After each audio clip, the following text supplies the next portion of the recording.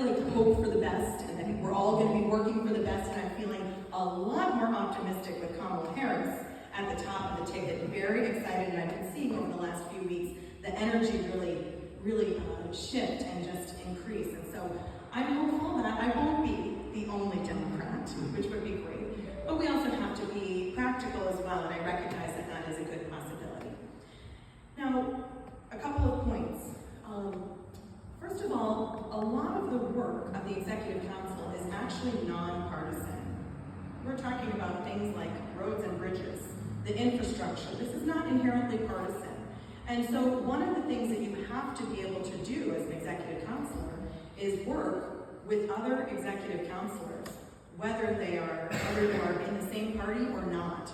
And so, to advocate for all of our needs in District 2, I have to be able to get at least 2 other counselors with me, because that's how, 3 to 2, you have to, for voting, that's what you need to win. My background on the City Council has prepared me particularly for this role. It's not a partisan, dealing with water and sewer, the landfill, the airport. These are not partisan issues, and I am skilled at working with people on a case-by-case, issue-by-issue basis, and certainly there are many examples of times that I've been able to work with people for the good of my constituents in Lebanon, and I've had to work with other councilors, city councilors that I know voted for different people than I do in the presidential election. So I'm accustomed to doing that kind of work and building relationships. The Executive Council is also, a place, there's literally a table, 5 executive counselors sitting around it, and the governor at the head of the table. There are 6 people at that table. And I am accustomed to working in a democracy, working with people that you disagree with on different issues, sometimes having to do work in front of people who are having to walk by protesters on your way into meetings. I have handled difficult situations and gotten work done in the public eye. Working in democracy is a particular skill that I've developed over the last 20 years, and a lot of it is about building relationships and knowing how to find common ground. Now, Cinde has a really great expression that I really appreciate. She says, if there is an inch of common ground, I'm going to find it. But I also know when to stand my ground. And I absolutely agree with that. And I have been attending the Executive Council meetings for about the past year, and I've seen her at work and how she chooses her battles. And I certainly plan to model my leadership on the Executive Council after hers. And I can give a couple of examples where I think Cinde has shown that skill of being able to make change happen despite being a minority of one. Back in the earlier days of COVID, when there was vaccine funding available to the states, you might recall that the Executive Council did not accept that funding. And in fact, Cinde was able to she used shame quite effectively. She instigated public outrage that that the state was not accepting these funds. And a couple of meetings later, the Executive Council reversed course and accepted money.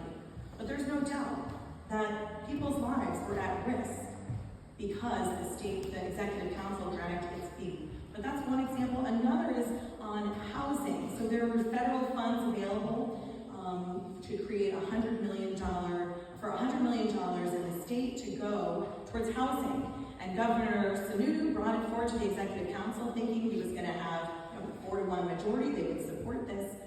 Well, Cinde had realized that there were no particular provisions that any of these funds would be used for affordable housing, which is our most pressing need in the state. So when Governor Sununu came to the table, expecting that they would rubber stamp his plan, he was very disappointed to learn that Cinde had been in touch with the other executive counselors and had pointed out that affordable housing is a problem in their districts as well, and that housing, those funds for housing, should have guardrails in place, should have strings attached, so that a significant portion of those funds could be targeted to affordable housing. And the governor ended up having to go back to the drawing board and come back with a new plan that that did exactly that. And so I think Cinde has shown how it's possible to be effective and to be a leader even in a minority position. And I think my background as city councilor have really prepared me to step into that role. So, honey, on policy, could you achieve if you end up being the lone Democrat? First, I do want to say I'm not taking that as a foregone conclusion, right? And I think it's going to take more than hope for us not to be in that situation. We do need to be helping the candidates in other districts and really fighting for that majority. Because what we need to do is separate out and be clear-eyed about the issues that we can make progress on with the majority and without. And frankly, seeing Cinde do battle over the last couple sessions over these Planned Parenthood contracts, we're just not going to make progress on those because that just comes down to a vote. Now, what Cinde has been able to do, and I think this is what you do when you're in the minority, is make sure that those contracts keep coming up for a vote. You're calling the director of HHS, right, and making sure that they're putting it back on the agenda because that keeps it in the press, that keeps it in people's mind. And for any issue that you can't manage without the majority, that's what you need to be doing, right, is making sure that these department heads continue, even though, right, it's a losing battle. Right? We can't let these things fall out of the headlines because what we are doing is frankly building momentum and ammunition and for the next election. Right? Executive counselors are elected every 2 years as every state position, and so what we need to do is make sure that that's what's happening. I think that where you can really make progress, right, is what doesn't happen in those meetings, right? So there's a huge amount of just constituent services that are happening outside of those meetings and outside of taking votes. Our government is so chronically underfunded in this state that a big load of connecting people to the services that they need is the job of an executive council. You are that conduit, right, to help people navigate the bureaucracy. And let me tell you, just ramping up the last year, right, on all the business of the executive council, and I've also attended nearly every meeting over the last year. This is two. I have no idea how the executive counselors communicate everything that has happened, given how manual everything is. We are nominally transparent in this state in that, sure, you're putting 5,000 pages of PDFs up on the state website for people to dig through just for the piece of information that you want. That is not functionally transparent, right? People can't get access to the services that they're looking for. One issue that I'm seeing is the backlog in Medicaid.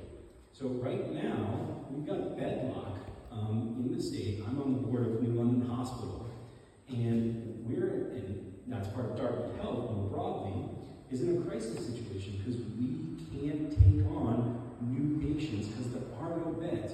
Why are there no beds?